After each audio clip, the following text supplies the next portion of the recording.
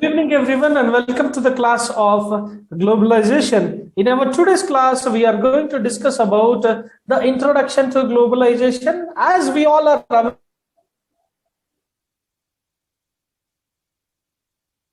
aware, that in our last previous classes, LPG model about the globalization, and apart from introduction to globalization, we are also going to discuss about the advantages and the disadvantages of globalization and the impact of globalization on international business or on international trade. So this is what we are going to discuss in our today's class. Okay, so before going to advantages and impact, we all should understand the meaning of globalization, right?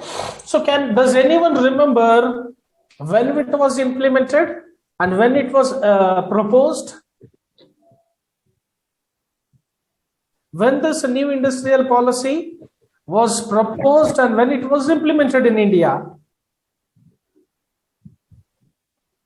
I think in 1991, July 24. Yes. July 24, 1991. So in the year 1990, they have proposed this new industrial policy, and in the year 1991, they have implemented this. And the part of new industrial policy, we are studying about LPG. Okay, so globalization, the word itself says globalization. So today, if you want to do business in any part of the world, you are very much free enough to start your own company. You are very much free enough to get tied up with already established companies in that international market or in that international country or in the foreign country. So now the restrictions are liberalized and the privatization has taken place, and the countries started to concentrate on global market. Now today, we are no longer concentrating on a single market. Now none of the companies wants to operate their businesses in only one or two countries. Now they want to go global. Now they want to do business worldwide. And globalization is helping them to reach the worldwide market. Okay, globalization essentially means integration of the national economy with the world economy. So that is what I was telling. So you can start your business at any part of the world, right? You can start, or you can have even tie-ups, mergers, acquisitions, joint ventures. You can do any kind of business with the already established business companies in the international economy or in the international trade. So now our own domestic economy is being integrated with the world economy. That means now we are associated with world countries or with the other different countries. Okay, so now we might produce our goods and services in India and export them to the international markets or to the foreign countries, or we may go there and start our business and produce the goods and services according to the needs and wants of the local consumers or customers, and we can sell them. So do you all remember we have discussed the different modes to enter into foreign market? Do you all remember the modes to enter into foreign market, the different modes? Direct exporting, indirect exporting, right? Licensing, franchising, yeah. Right? Yeah. So these all are nothing but the different ways to enter into the international market. That is nothing but we are intending to do business with the different countries. It implies a free flow of information, ideas, technology, goods and services, capital, and even people across different countries and societies. So now what is globalization means? There is a free flow of information from one country to another country. Free flow of ideas, business ideas I'm speaking about. Free flow of technology. There is a free flow of goods. So the restrictions are being reduced.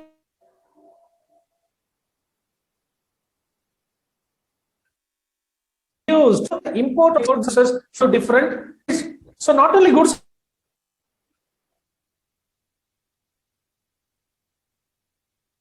and services, even the capital. So that's what very much said.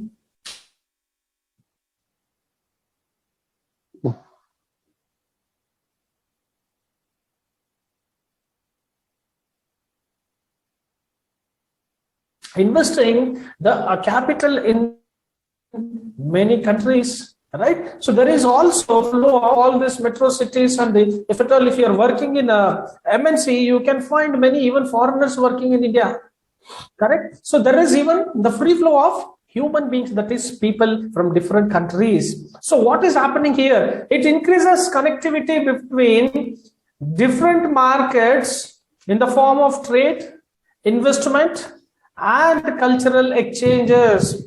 So now what is being exchanged here?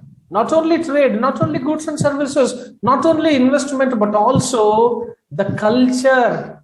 The culture from different countries are being exchanged. Right? You all are there? Yes, sir. The concept of globalization has been explained by IMF.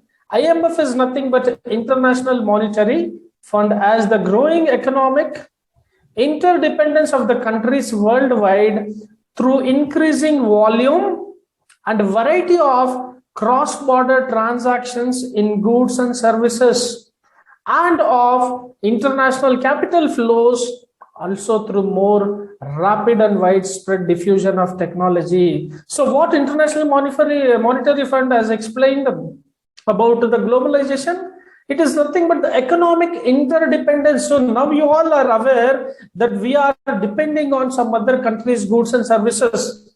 We are depending upon some other services which are being produced, or goods which are being produced in different parts of the world. So we are interdependent on each other. Okay. And what it is happening? What is also happening? It is nothing but there is also a dependence of the different goods and services. So now, if I'm not wrong, Indians are very much dependent on, or Indians definitely wanted to use and purchase the Chinese goods and services, correct? Today you name any product, today you name anything, you have Chinese products in that. So generally, we knowingly or unknowingly, we purchase those Chinese goods and services, nothing but we are totally depending on them. Okay, so here there is a cross-border transactions taken place. Cross-border is nothing but when a goods and services crosses the country's frontier, so that is the border of a country, and if you are selling it in other countries, then we call it as the cross-border transactions. Okay, so apart from goods and services, what is also happening? So we can see even there is an international capital flow. That is nothing but the foreign direct exchange. The foreign investments are coming into the country. The foreign companies and the MNCs are planning to start their businesses in our country. So today, you name any product, you have a foreign brand.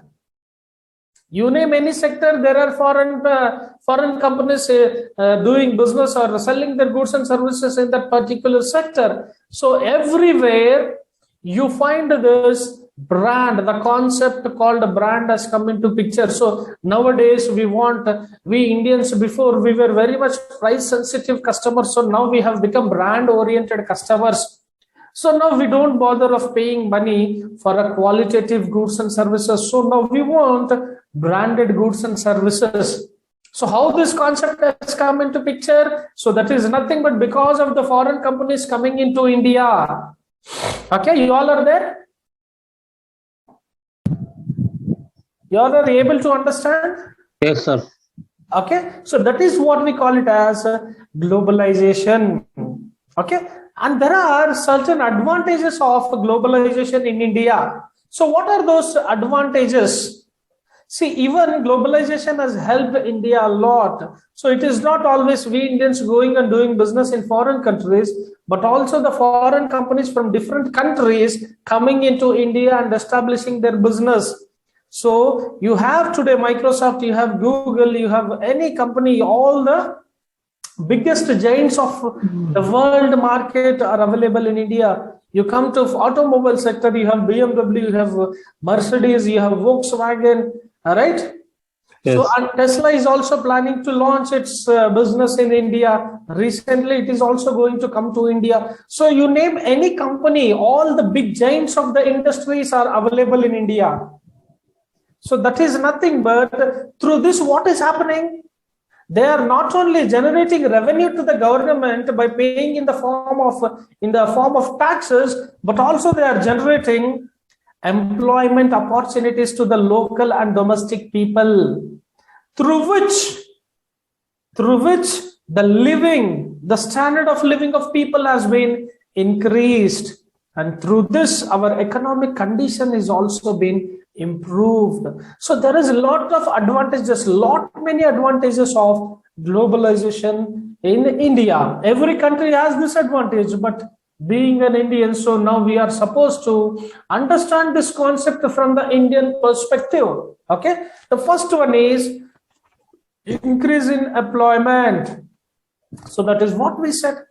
So today you name any company, you name companies like Google, Microsoft, they are recruiting the local people or the domestic population. Yes, still they recruit people from foreign countries, but major part of employees are from our country only. If at all, if you remember, the CEOs of all these giant companies are Indians only, right? You name Microsoft, you name Google, right? All are Indians only. So there has been a lot of advantage by this globalization. The first one is increase in employment. With the opportunity of special economic zones, there is an increase in the number of new jobs availability. Whenever a new company enters into the market or enters into the country, they create different kinds of employment opportunities. Right? It doesn't mean that Microsoft is a software developer company. That doesn't mean that they recruit only software engineers. No, we require different types of people to run an organization. So they are able to provide opportunities, that is employment opportunities, to different categories of the society. Okay. Including export processing zone centers in India is very useful in employing thousands of people. Right? And another additional factor in India is cheap labor. So why these companies come down to India?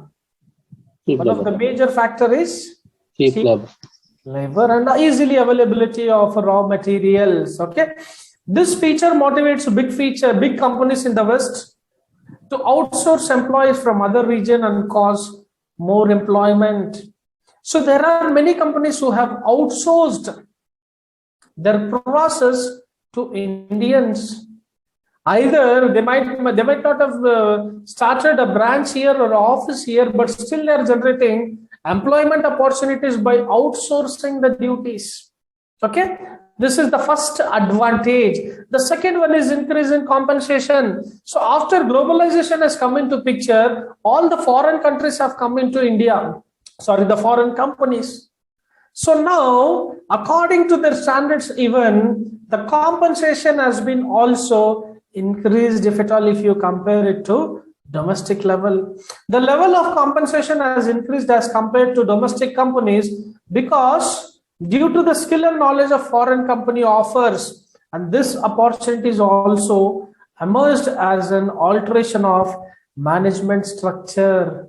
So because of this compensation, now what has happened? They are forced to create a proper structure which enables or which fits everyone in its structure. I'm speaking about the organizational structure. To run an organization, you require top, middle, and bottom level managements.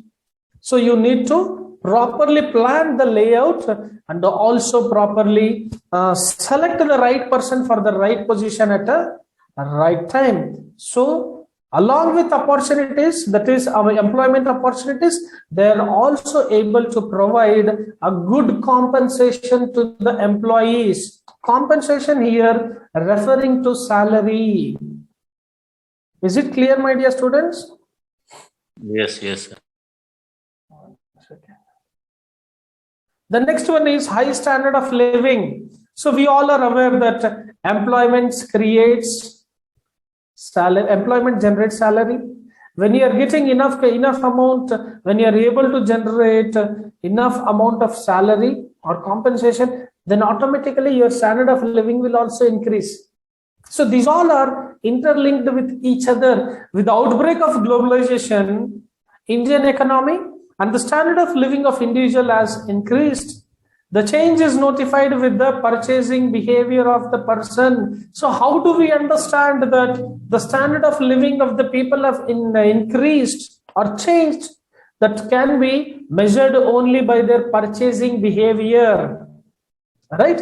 Purchase patterns, and especially with those who are associated with foreign companies, they are being very much there has been a lot of change in their purchase behavior. So previously the income was low, my purchase power was also low, right? Now my income has increased and my needs and wants also, I'm trying to fulfill my needs and wants also. So my purchasing behavior has also been changed, my purchasing pattern has also been changed, and hence many cities are undergoing a better standard of living along with the business development. So this is what how it is helping the people to increase their standard of living. The next one is extension of market. Due to globalization, any company can extend their limits. So now we are speaking about extension. So earlier we here refer to companies. Companies used to think of serving the local or the domestic markets, right? They want to serve the local or domestic customers only. But if you go through the objectives of any business today, is again everything has been changed. They don't want to serve single customers, that is the customers of a single country. They want to reach worldwide customers. They want to extend their business and enter into different countries. This is nothing but business extension, what we call it as. When we are extending our business, that means automatically our market is also being extended. Our market here refers to the market share. Market share refers to the number of customers who are purchasing your goods and services. Okay? Due to globalization, any company can extend their limits. That is the size of business. And now no nation any longer hope to lead an existing of solitude and isolation in which only domestic industries can function. So what they're trying to tell you is today no company is intending to serve only domestic customers. So now they want to even serve international or worldwide